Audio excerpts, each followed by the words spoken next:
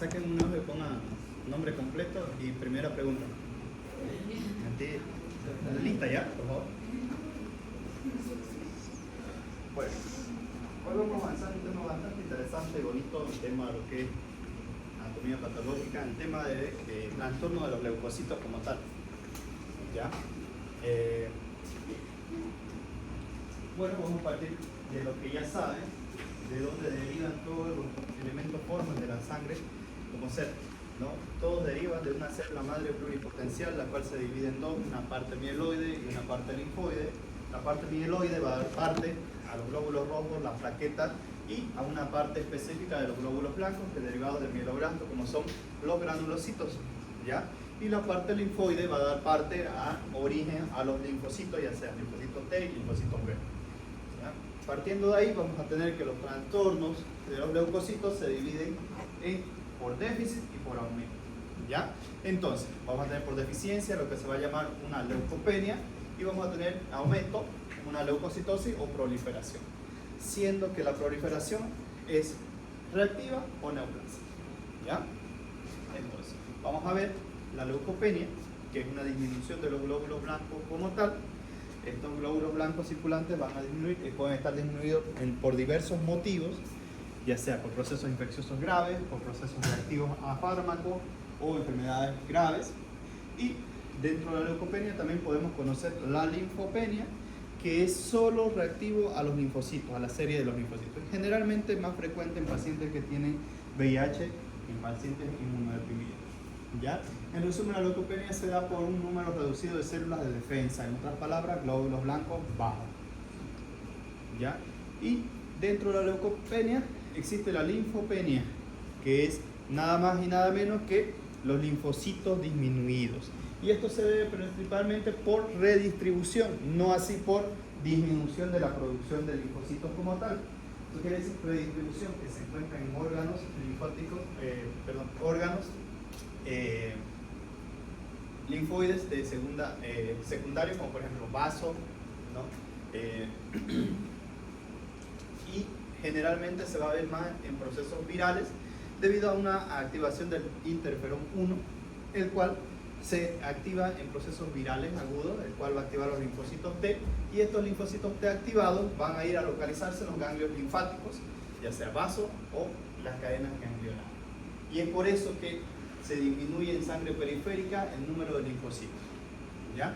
Entonces, la otra parte, que cuando hay leucopenia, sería la neutropenia o agranulocitosis, que es un número reducido de los granulocitos circulantes, ¿no? Eso, cuando son menores a 500, se conoce como neutropenia, y cuando son entre 200 y 300, una agranulocitosis en el paciente con el hemograma, ¿no? Lo cual va a llevar que el paciente tenga una inmunodepresión o susceptible a procesos infecciosos graves, que para nosotros serían pacientes inmunocompetentes normales, como por ejemplo un resfrío. Para un paciente con agranulocitosis puede ser mortal, ¿no? Entonces, dentro de las granulocitosis tenemos que las leucopenias pueden ser producidas por una granulopoiesis ineficaz y una eliminación acelerada.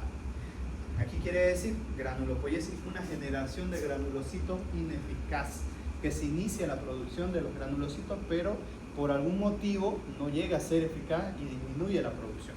Y el otro por la eliminación, ya sea por procesos bacterianos, los granulocitos van, se eliminan, o por captación de los mismos en órganos linfoides de segunda generación.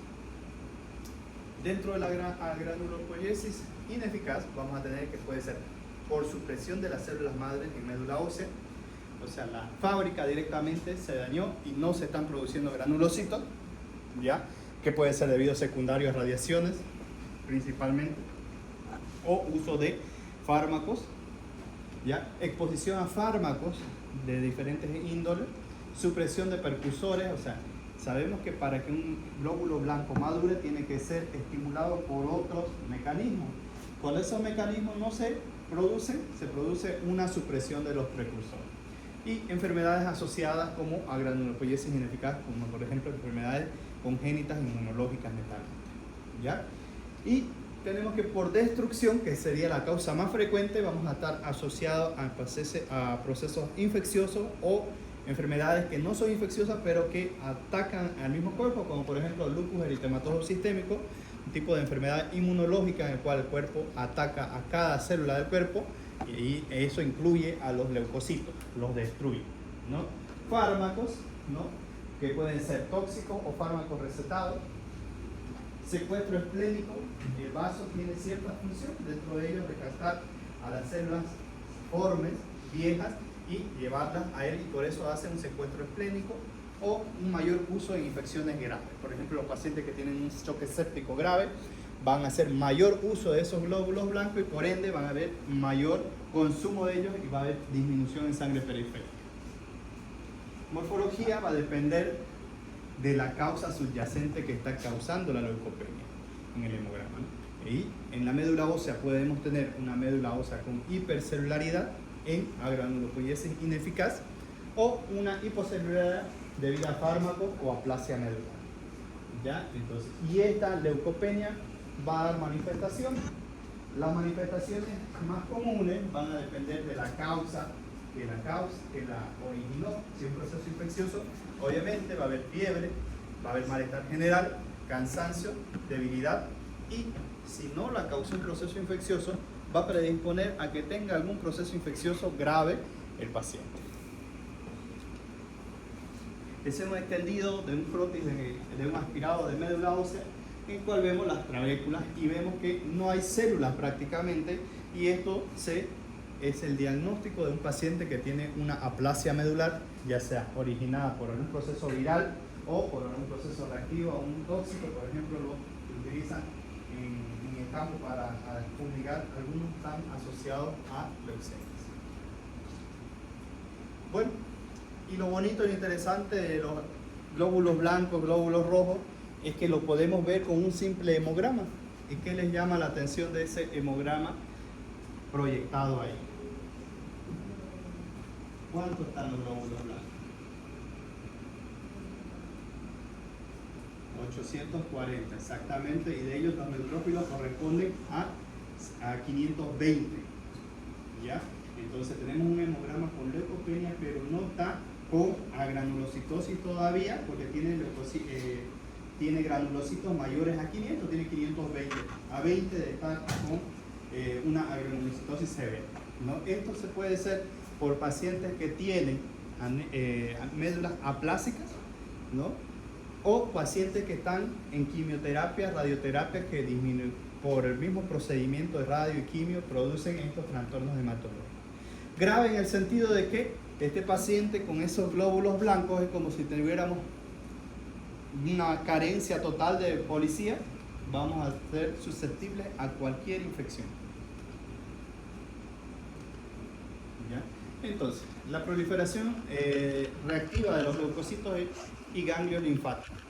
Esto ya pasa a ser una leucocitosis, a diferencia de la anterior que era disminución. Acá tenemos un aumento, y esto por debido generalmente a procesos inflamatorios. El número de leucocitos va a depender de qué? Del tamaño de reserva de los precursores en la médula ósea y circulante en el tejido periférico. O sea, el número de leucocitos evidenciados en un hemograma va a depender de la cantidad de reservas y de la cantidad de precursores para crear más leucocitos, de la velocidad de liberación de los precursores, de la capacidad de liberar el estímulo para que se formen más leucocitos y de la producción de células adheridas a la pared celular, además de la velocidad de extravasación de los mismos glóbulos blancos. ¿Ya? Entonces, la leucocitosis puede ser debido generalmente por procesos infecciosos, que son la principal fuente y estímulo para la producción de glóbulos blancos.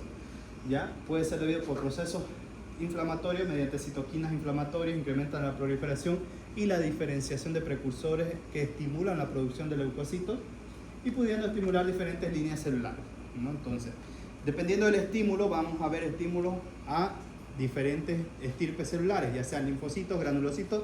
¿Está buena la charla ahí? ¿Terminamos? Ya. Una interrupción más por avanzado y se preparan para su examen. O si gustan, pueden salir. ¿Pueden retirarse? ¿No está interesante la clase? ¿Pueden retirarse las dos si quieren? ¿No está interesante para la clase?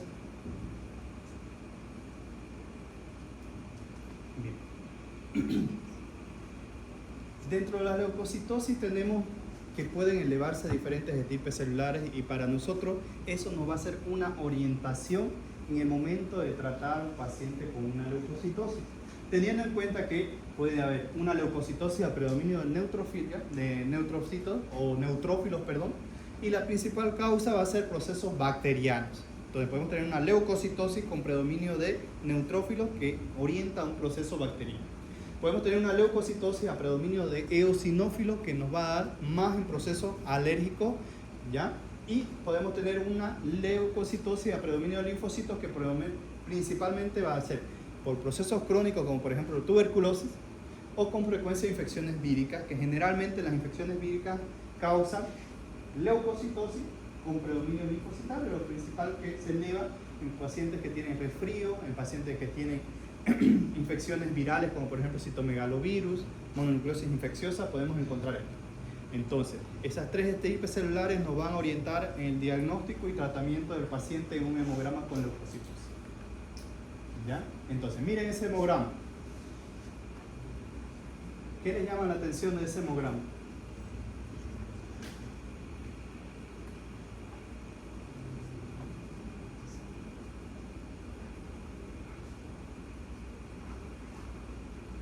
¿Está normal? ¿Qué está alterado? Tenemos una leucocitosis de 25.900, casi 26.000 blancos, ¿no? A predominio de neutrófilos. Si nos vamos abajo, que nos hacen una lectura de las diferentes series celulares a mano, vemos que tenemos segmentados que son una especie de neutrófilos, 75%, ¿no? Eosinófilos 0, basófilos 0, linfocitos 10% y callados. Los callados son una especie de leucocitos que son glóbulos blancos inmaduros, o formas inmaduras, que se liberan en respuesta a los procesos infecciosos graves. Entonces tenemos un hemograma totalmente infeccioso porque está a predominio de neutrófilos. Entonces la sospecha principal diagnóstica de este paciente es que tenga algún proceso bacteriano que sea la causa de esa leucocitosis.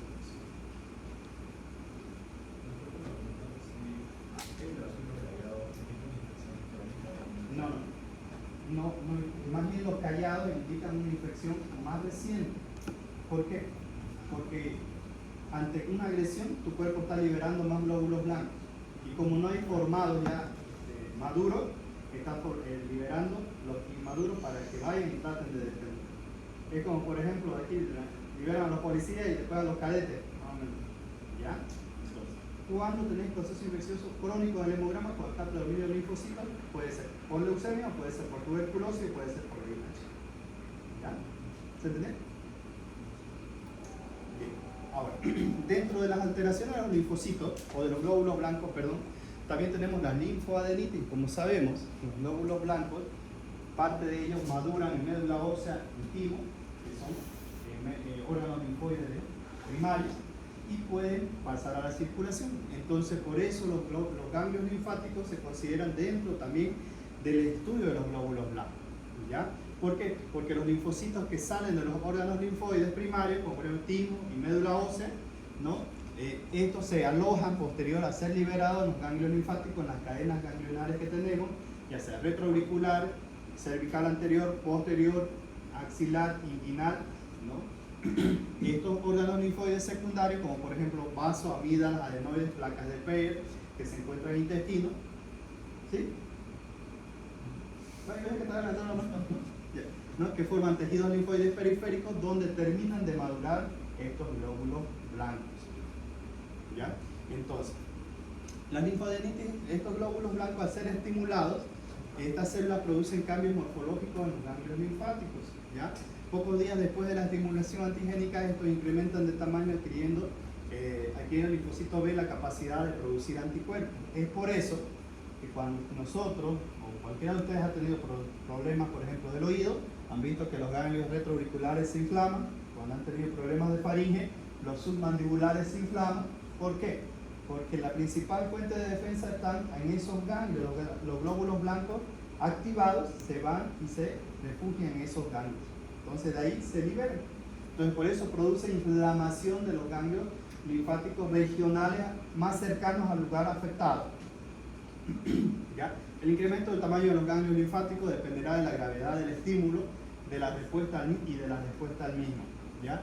Pudiendo ser cambios simples que no se perciben prácticamente, mientras que procesos más graves incrementan notablemente los ganglios. Entonces, de ahí parte que vamos a tener ganglios que son perceptibles y ganglios que no son perceptibles.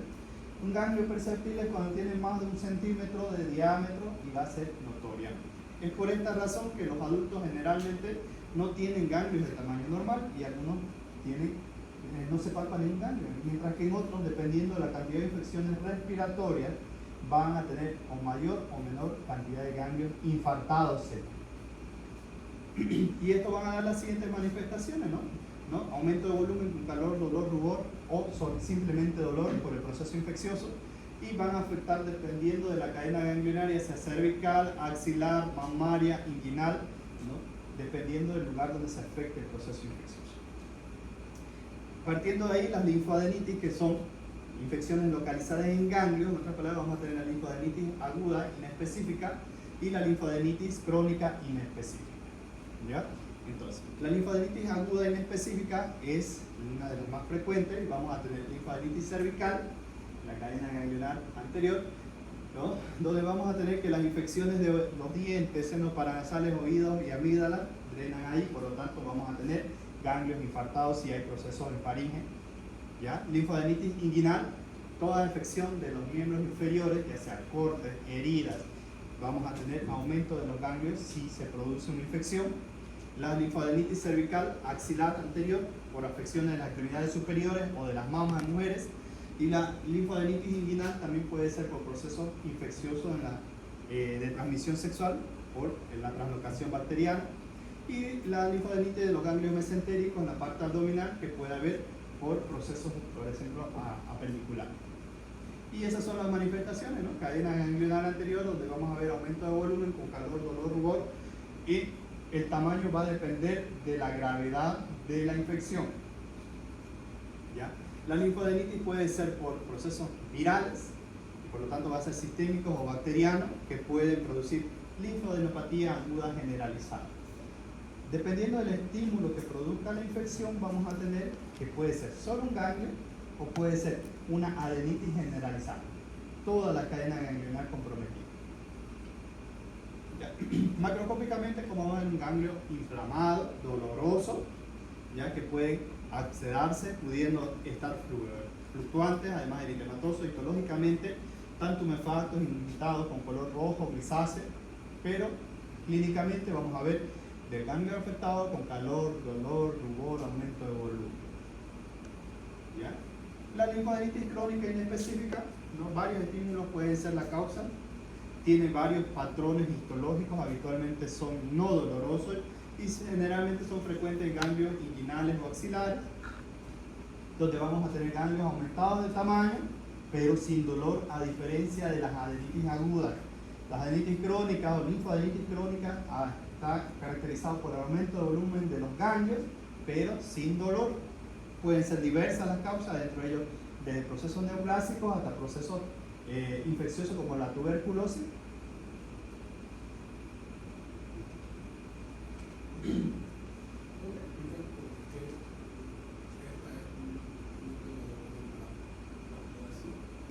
Es por el proceso de instauración. Una adenitis, por ejemplo, una faringitis no te va a durar más de 7 días. Una tuberculosis te dura meses, entonces el proceso es gradual y más lento. Lo mismo que pasa en los procesos tumorales oncológicos, no es que mañana amaneciste con cáncer, ¿no? Hay un proceso en el cual tu cuerpo se va adaptando, por eso que no. Entonces, ante ese cambio lento, el cuerpo se va adaptando y el proceso de reacción inflamatoria no se produce tan notoriamente, a diferencia de que mañana amanezca resfriado, ¿ya? Y bueno, vamos a ver esos cambios, ¿no? Las manifestaciones de las adenitis. A diferencia de las agudas, las crónicas, por ejemplo, pueden ser unilaterales, bilaterales. Generalmente no tienen ese cambio de coloración. Vamos a ver más adelante en otra de las patologías que es más característico el aumento de volumen, pero sin cambio de coloración ni dolor local, ¿ya? Entonces, hasta aquí hemos visto alteraciones en la cantidad de los leucocitos, ya sea proceso infeccioso o reactivo a procesos neoplásicos, ¿ya? pero también existe una proliferación neoplásica, o sea, cancerosa de los glóbulos blancos. Y esta va a ser debida principalmente a la serie mieloide y a la serie de linfoide, ¿no? Depende a qué estirpe celular afecta el estímulo, vamos a tener las manifestaciones hematológicas diferentes en cada estirpe celular, ¿no? Entonces, y esto va a depender de múltiples factores, como por ejemplo translocación cromosómica y otras mutaciones. Al igual que todo cáncer, cuando uno tiene algún cáncer hematológico, ya sea leucemia principalmente, tiene que haber algún factor predisponente. Los genes están predispuestos a cambiar ciertas proteínas para que se produzca una replicación anómala de ese tipo celular. Factores hereditarios, familiares que hayan tenido algún proceso patológico.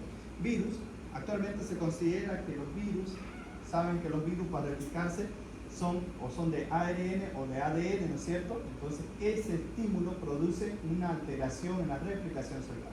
Y dentro de ellos tenemos los virus más frecuentes, citomegalovirus, Epstein-Barr, hepatitis B, hepatitis C, que pueden causar un proceso leucemóide. Factores medioambientales, obvio, el entorno de vivo, si yo manejo muchos pesticidas, insecticidas que pueden causar algún proceso en la maduración celular, y el tabaquismo, que también está asociado a los procesos neoplásicos generalmente de los glóbulos blancos, ¿ya? Entonces, partiendo de esos factores de riesgo, vamos a tener que los procesos linfoides, vamos a tener uno, que es linfoma, en el cual hay una proliferación solo del tamaño de los ganglios, y una leucemia, que es una afectación de los elementos de la médula ósea en la producción ya sea de glóbulos blancos como neutrófilos, basófilos, ¿no? Entonces, el linfoma hace referencia a ganglios y leucemia hace referencia a los elementos que libera la médula ósea. ¿Ya? Entonces, en la neoplasia linfoide, la presentación clínica guarda relación con la distribución anatómica de la enfermedad. Y de aquí vamos a tener que tenemos un linfoma Hodgkin, que es 2/3, se presenta con ganglios mayores a 2 centímetros, locales o generalizados no dolorosos. Y el linfoma no Hodgkin, que es una aparición de síntomas extraganglionares, puede ser cansancio, fiebre, astenia, dinamia, palidez cutánea, ¿no? Dolores estomacales, no necesariamente con aumento de volumen de los ganglios. La OMS divide las neoplasias linfoides en 5 tipos, y los 5 tipos están citados aquí. Neoplasia precursora de linfocitos B, en la cual vamos a tener la neoplasia de linfocitos B inmaduros, la neoplasia linfoide de linfocitos B periféricos, en la cual vamos a tener la neoplasia linfoide de linfocitos B maduros, las neoplasias de los linfocitos T, en la cual vamos a tener neoplasia linfocitos T inmaduros, y las neoplasias linfocitos T y linfocitos citolíticos naturales periféricos, y los linfomas de Hodgkin, neoplasia de células red Stenberg y sus variantes. ¿Ya? Entonces, partiendo de esa clasificación, vamos a ir viendo las diferentes neoplasias. Por ejemplo, la neoplasia precursora de células linfoides de los linfocitos B, de la cual vamos a estudiar la neoplasia de linfocitos B inmaduros, o la famosa leucemia linfoblástica aguda, que pertenece a esta clasificación, ¿no? Son neoplasias compuestas por células de linfocitos B o T, dependiendo de cuál estirpe compromete más. El 85% se da en la infancia, y siendo más frecuente y común en varones. Es un cáncer más frecuente en niños menores de 15 años, ¿no? Y generalmente va más a los blanquitos que los morenos. Por lo tanto, ya no voy a tener leucemia, ¿cierto? En algún momento. La leucemia linfoblástica aguda es más frecuente en hispanos. Alrededor de los 3 años se hace manifestar la edad de manifestación más frecuente. Su manifestación más frecuente es con un linfoma de timo, o aumento del tamaño del timo, asociado a disminución o aumento de los leucocitos, asociado a alzas térmicas, procesos infecciosos a repetición, sangrados pueden haber, pérdida de peso, alzas térmicas, ¿no? Y es infrecuente prácticamente en adultos la leucemia linfoblástica aguda. Puede ser pregunta de examen, como también no, ¿ya? Entonces, las neoplasias precursoras de linfocitos B o linfocitos B inmaduros, ¿no? La manifestación clínica es la proliferación de blastos de médula ósea. Se suprime la hematopoiesis normal por superpoblación física. En este tipo de leucemia principalmente vamos a tener que La hematopoiesis normal está suprimida por una supresión de la población en otro lugar. ¿Ya? Entonces, el inicio puede ser abrupto. Aquí vamos a tener que el paciente va a estar con astenia, adinamia, fiebre, va a tener sobreinfecciones frecuentes, va a haber secundaria neutropenia, va a haber sangrado, porque tenemos una supresión total de la médula ósea, no solo el segmento de los glóbulos blancos. Entonces van a estar afectadas tanto la serie mieloide y la serie linfoide por una sobreproducción de glóbulos blancos. Entonces vamos a tener una disminución de todos los elementos formes de la sangre y por lo tanto va a haber sangrado por disminución de las plaquetas y va a haber una trombocitopenia por el mismo hecho de que no se están liberando las plaquetas al torrente sanguíneo, ¿no? Entonces va a haber dolor óseo porque el aumento excesivo de la producción de glóbulos blancos en la médula ósea, ¿no? Va a hacer que el hueso intente como un globo reventar y eso es lo que produce dolor generalizado, sobre todo donde se están produciendo los glóbulos blancos, ¿no? Por efecto de masa de la expansión medular por infiltración del periósteo. Va a haber cefalea como consecuencia de una diseminación hematógena, ¿ya? Generalmente el tratamiento en quimioterapia agresiva, el 95% de los niños consigue remisión completa, el 75% a 85% se cura. Ya los factores que empeoran el pronóstico son inicio antes de los 2 años o en la adolescencia, recuento de blastos en sangre periférica mayor a 100.000, edad entre 2 y 10 años tiene un mejor pronóstico y recuento de leucocitos bajos. Entonces, en este tipo de células inmaduras B, lo que vamos a ver son blastos y los blastos son glóbulos blancos inmaduros totalmente, los cuales van a tener esta forma anatómica. Son estos glóbulos que vemos acá con prácticamente que ocupa el núcleo toda la célula y por lo tanto están más azules. Aquí vemos uno que está totalmente azul y aquí vemos uno que tiene mayor citoplasma y tiene todavía el núcleo. Esto se llama las leucemias linfoblásticas agudas, en el cual tenemos la característica de que tiene blastos en sangre periférica y blastos quiere decir células blancas inmaduras.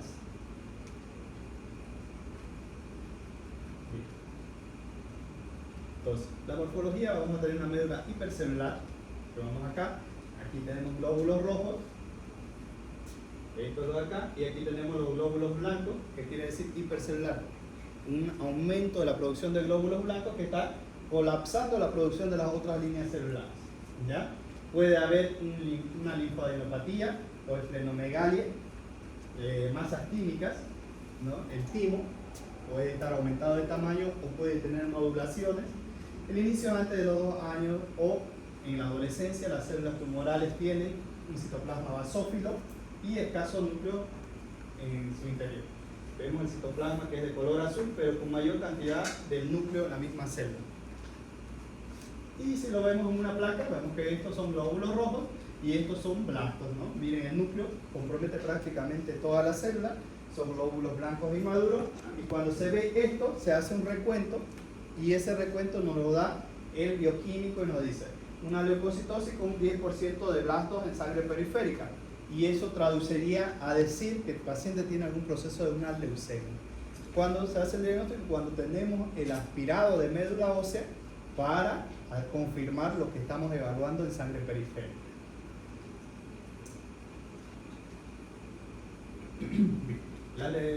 La leucemia de los linfocitos B periféricos o leucemia linfoblástica crónica, ¿ya? Difiere solo en grado de linfocitos en sangre periférica. La leucemia linfocítica crónica, la leucemia más frecuente en adultos, a diferencia de la linfoblástica que es en niños, la linfocítica crónica es en adultos, ¿ya? La más frecuente en los 60 años, más frecuente en hombres que en mujeres, y se supone el 4% va a tener asociado linfoma no Hodgkin. Las manifestaciones clínicas, síntomas inespecíficos. ¿Qué quiere decir eso? Que no hay una sintomatología clara que oriente a esta leucemia. Puede haber pérdida de peso, puede haber fatiga, puede haber anorexia. El 50-60% tiene linfadenopatía, entonces tiene ganglios linfáticos aumentados de tamaño, ¿ya? El recuento leucocitario, lo que sí llama bastante la atención es que vamos a tener leucocitosis marcada, una reacción leucemoide mayor a los 30.000 glóbulos blancos por el hemograma, incluso puede llegar a los 200.000 glóbulos blancos evaluados en el mismo hemograma, ¿ya? Entonces, puede haber sangrados pequeños, porque como mencionamos y vimos, los glóbulos blancos se producen tanto que copan toda la médula ósea, y entonces no hay espacio para que se produzcan más glóbulos rojos, ni como no se van a producir glóbulos rojos, las sedes mieloides también van a disminuir la producción de plaquetas y por lo tanto puede haber sangrados ocasionales, ¿no? Entonces, sobre infecciones, bastante, porque si bien tenemos, miren, ¿qué cantidad de glóbulos blancos? 200.000, ¿no? Entonces, algo ilógico pensar que un paciente con tanta cantidad de glóbulos blancos sea propenso a infecciones. ¿Por qué creen que es propenso a infecciones este paciente?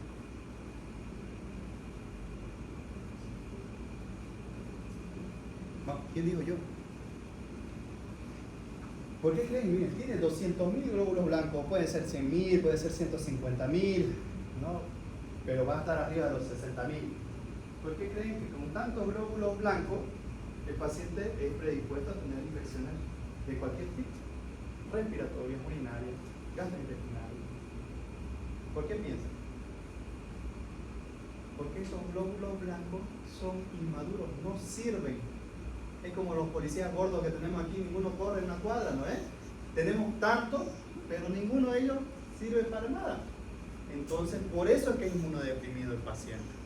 Entonces, tengo muchos glóbulos blancos, pero ninguno me sirve para protegerme. Entonces, son glóbulos blancos inmaduros. Bien. La leucemia linfocítica crónica y linfoma linfocítico pequeño. Pronóstico variable dependerá de la carga tumoral, ¿ya? El promedio de sobrevida de 4 a 6 años, pudiendo llegar hasta los 10 años después del diagnóstico, tratamiento de quimioterapia. Morfología: existe crecimiento nodular y nodular difuso en los ganglios linfáticos afectados. Vamos a tener ganglios linfáticos aumentados de tamaño, ¿ya? Dos tipos celulares predisponen, ¿no? Los centrocitos y los centroblastos, que esto hace diferencia totalmente a la forma de los glóbulos blancos, ¿ya? Pero básicamente vamos a tener los blastos, que son glóbulos blancos con un núcleo anormalmente grande, con la cromatina o con el citoplasma también teñido o basófilo, y vamos a tener muchos en los campos que se pueda visualizar en la placa de extendido de sangre periférica. No se ve bien aquí. Bien, no se ve bien, pero miren, aquí tenemos. Pero miren acá. Lo que quiero que queden ustedes es que si tenemos un hemograma con 60.000 glóbulos blancos y tenemos esta fórmula leucocitaria, miren, tenemos segmentado 25%, eosinófilos 0, linfocitos 3% y miren, blastos 72%. ¿No? Entonces, de esos 60.000 que tengo en el hemograma, prácticamente todos son inmaduros, no sirven para nada, ¿ya? Lo mismo en este otro hemograma. Pero en relación a este tiene como 115.000 glóbulos blancos, ¿ya? Pero miren, a diferencia de estas células inmaduras 72%, tenemos blastos 2%. Entonces, a diferencia entre este y este, el que tiene mejor pronóstico es este, porque tiene menos células inmaduras en el pie, ¿no? Este paciente puede sobrevivir a 10 años con tratamiento quimioterápico instaurado, mientras que este paciente se puede fallecer en un momento por cualquier proceso infeccioso que le venga. Bien.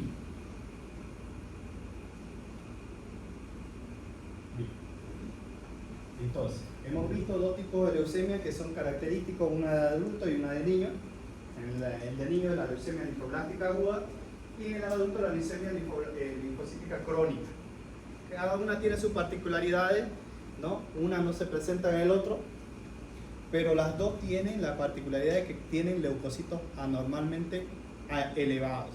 Vamos a tener mayor a 30.000, ¿ya? En los dos pueden haber síntomas inespecíficos: alzas térmicas, pérdida de peso, sangrado, cefalea, dolor óseo.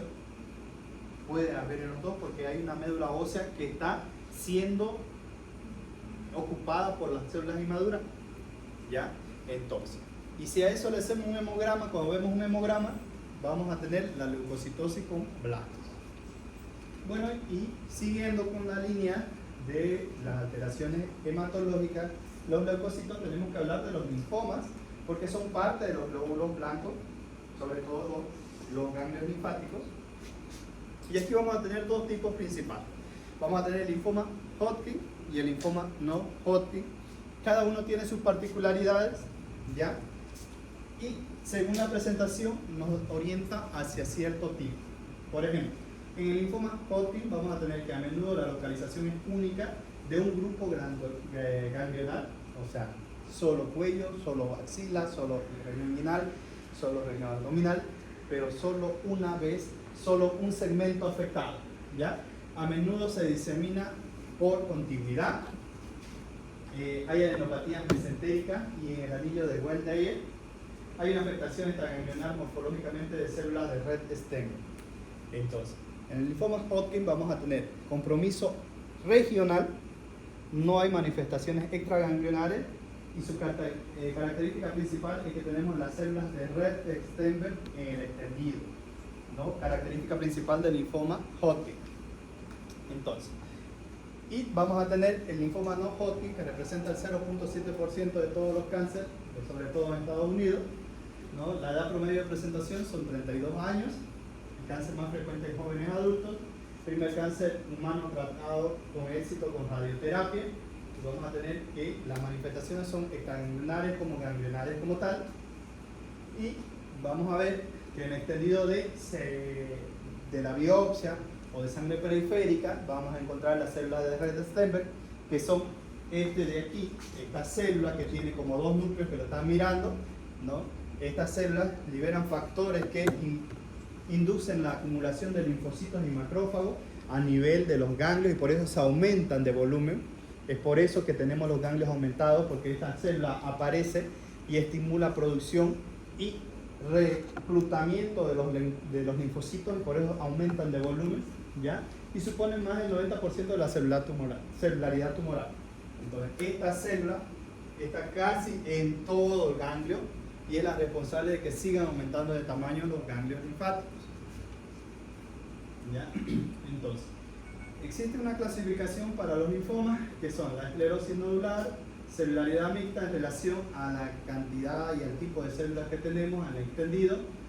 Puede ser rico en linfocitos, puede ser con depresión de linfocitos y predominio de linfocitos, ¿no? Y eso hace referencia a la característica de la célula de red Stenberg que tenemos, como por ejemplo una binucleada, ¿no? Una mononucleada, que es una célula que tiene su citoplasma más claro y con el núcleo agrandado de la célula, ¿ya? Entonces, manifestaciones clínicas.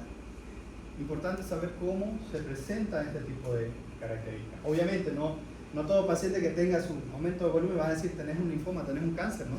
Puede ser una adenitis por un proceso orofaríngeo. Podemos tener que el paciente puede presentar fiebre, principalmente, y de fiebre viene con diaforesis, pero la diaforesis de predominio nocturno principalmente. Pérdida de peso, porque estos pacientes no es que lleguen de la noche a la mañana con su aumento de volumen marcado. Puede ser 2, 3 meses, un año, aumento de volumen. Y ni siquiera lo lleva el aumento de volumen, lo lleva que sigue siendo fiebre, que está con pérdida de peso, y lo último que preguntan es por la masota que tiene acá, ¿no? Él va por la fiebre, la pérdida de peso, pero la masa que tiene aquí está acostumbrado a vivir con esto. Adenomegalia no dolorosa, ganglio que no duele, debe hacer llamar la atención y con aumento de volumen, ¿no? Alergia cutánea. El linfoma no Hodgkin, ¿no? Es frecuente la afectación de múltiples partes o cadenas ganglionares periféricas, a diferencia del Hodgkin, que es solo una cadena o un ganglio en particular. El no Hodgkin afecta varias cadenas, puede ser de interminación que no está con contigüidad en cualquier parte. Hay afectación de los ganglios mesentéricos y el anillo de Waldeyer. ¿Saben cuál es el anillo de Waldeyer? ¿Me han llevado anatomía? El anillo de Waldeyer se encuentra a nivel orofaríngeo, compromete lo que son las amígdalas, ya sea las que están retrofaringeas y las palatinas, y hay una que está por detrásito de la lengua, no me acuerdo cómo se llama, pero es el famoso anillo de Waldeyer. ¿ya? Y produce afectación extraganglionar en linfoma Hodgkin. Es el famoso anillo de Valdeir, ¿no? Que está formado por las amígdalas y adenoides, tejido linfoide que contienen linfocitos y ayudan al cuerpo a combatir las infecciones y enfermedades, aparte de que también se comprometen en pacientes que tienen linfoma, ¿no? Por ejemplo, tenemos la retrofaringia, tenemos la sublingual y la que están en el pelo de palato. Bien, entonces, la diseminación del linfoma sigue una secuencia. Primero es una enfermedad ganglionar, segundo es una enfermedad esplénica, afecta ganglio, después afecta vaso, después, por tercer punto, afecta hígado, después, cuarto, afecta médula ósea y otros tejidos. Entonces, el circuito es primero ganglio, después vaso, después hígado y médula ósea. Entonces, y a raíz de ello existe una estratificación del linfoma Hodgkin y no Hodgkin en relación a la distribución que le da un puntaje, ¿no? Estadio 1, afectación de la región ganglionar o citolinfático. Estadio 2, dos o más regiones ganglionares al mismo lado del diafragma, sola o con afectación linfática de otros tejidos. 3, regiones ganglionares o ambos lados. Y 4, poco afectación múltiple y diseminación a otros órganos. La tasa de curación en estadio 1 y 2 es cercana al 90%. Mucho va a depender de si el paciente va a curar, en qué grado de diseminación está en el momento en el que hacemos el diagnóstico o hacemos la referencia. ¿Ya? ¿Dudas, preguntas? Es único, o sea, si la afectación es más retórica, además sí o sí a una Por norma. ¿Pero qué te va a dar el diagnóstico? La anatomía patológica, ¿no? La norma dice que el linfoma Hodgkin solo afecta una cadena ganglionar. Y hasta ahí tú puedes pensar que sea eso. Pero si tu anatomía patológica dice lo contrario, se hace caso a la anatomía patológica. Ahora, para términos académicos, el Hodgkin, una cadena ganglionar, y el no Hodgkin, varias cadenas ganglionares. ¿Ya? Y también en esta parte tenemos la neoplasia de células plasmáticas. ¿Ya? Y dentro de ella tenemos el mieloma múltiple que produce alteración de las células plasmáticas. Una neoplasia de células plasmáticas asociada a lesiones osteolíticas, ¿ya? Con hipercalcemia, insuficiencia renal y otras anormalidades inmunitarias adquiridas, ¿no? Las famosas células plasmáticas son estas, ¿no? Que son unas células presentadoras de antígeno igual. Entonces las características principales vamos a hacer que, ¿no? Se deben al defecto de crecimiento de las células tumorales. Hay una producción anormal de inmunoglobulina, ¿ya? Y una supresión de la inmunidad humoral normal. Entonces, esto va a producir que se haga una reabsorción ósea, dando lugar a múltiples fracturas en el paciente, las cuales van a ser patológicas, además del dolor crónico del paciente. Va a haber una hipercalcemia secundaria a la reabsorción de las placas óseas como tal, que va a dar cefalea, náuseas, confusión y letargia por la misma hipercalcemia, y una insuficiencia renal mediada por la proteína de Benson-Johnson que está asociada al mieloma. Entonces, vamos a tener un paciente que tiene dolor óseo, fracturas patológicas con frecuencia, y además de ello vamos a tener que tiene alteración de la función renal asociado a esas imágenes osteolíticas que son como un hueso que se lo hayan comido las polillas, miren, ¿no? Entonces, eso da el diagnóstico más la presencia de células plasmáticas de mieloma múltiple. Entonces, esta tiene un pronóstico variable, no tiene cura, ¿no? La supervivencia a 4 a 7 años, dependiendo de los tratamientos que se utilice, pero para mejorar y disminuir la producción de células plasmáticas, la reabsorción ósea, la osteolisis que produce, no para sanar el tratamiento, ¿ya?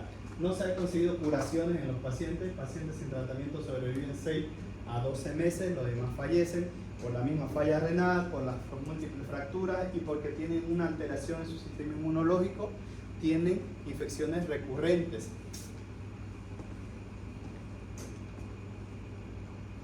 ¿Dudas, preguntas ahí? Bien.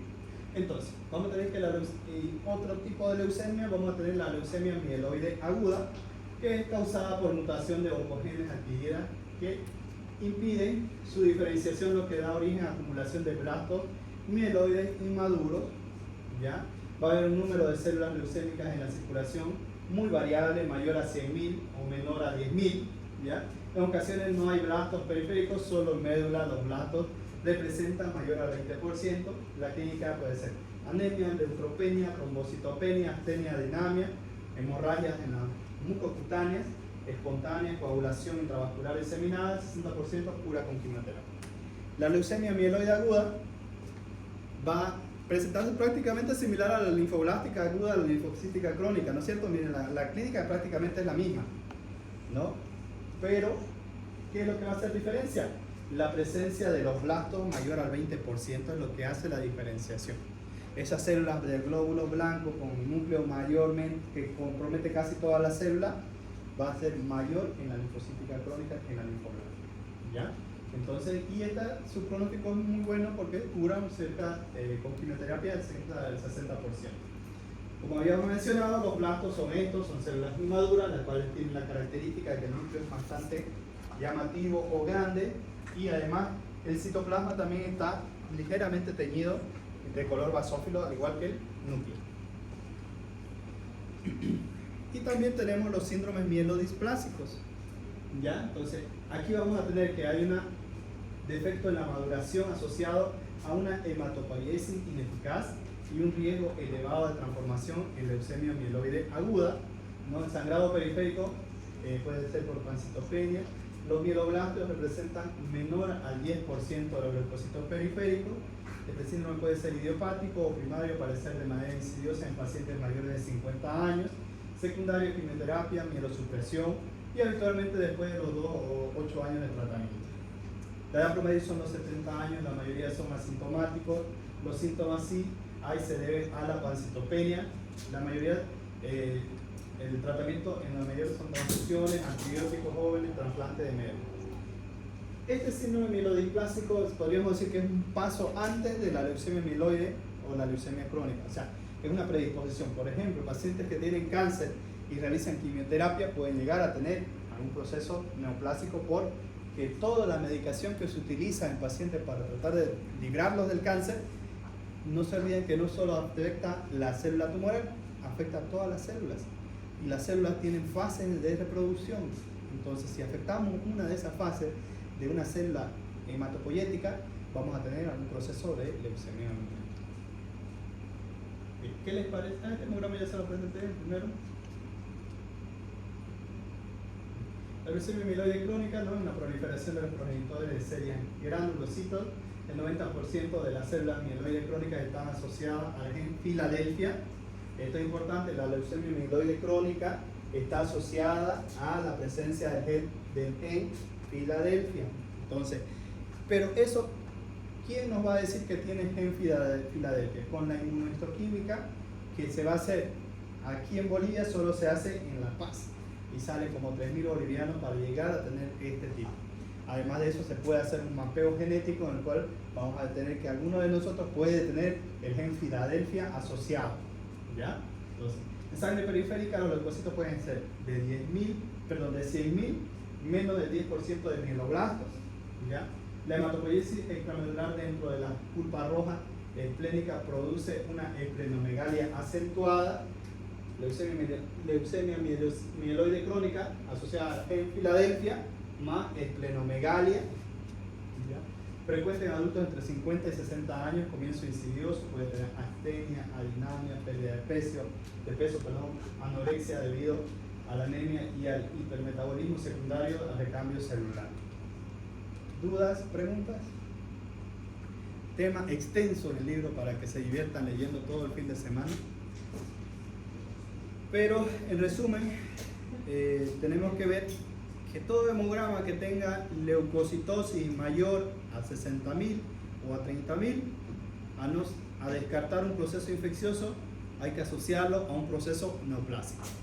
Ahora, si ese hemograma con una leucocitosis mayor a 30.000 está con inversión de la fórmula, ya sea a predominio de linfocitos o tiene presencia de células inmaduras como blastos, aún más pensar en un proceso de leucemia. Y si a eso le aumentamos que el paciente tiene alguna tumoración unilateral o bilateral o diseminada, pensar que tenga un proceso de leucemia. Y si le topamos que tiene ganglio y además tiene aumento del tamaño del vaso, también el riesgo de que tenga un proceso leucémico es altamente sugestivo. Entonces, aquí me voy a que el hemograma con leucocitosis y cambios en la fórmula leucocitaria tiene que hacerlo pensar en que no es un proceso benigno o infeccioso, hay que descartar una infección. ¿Ya? ¿Dudas? ¿Preguntas? Al principio, cuando mencionó lo de la leucocitosis de no nacimiento y la neutropenia, ¿cuándo era? La neutropenia entre 200 y 300.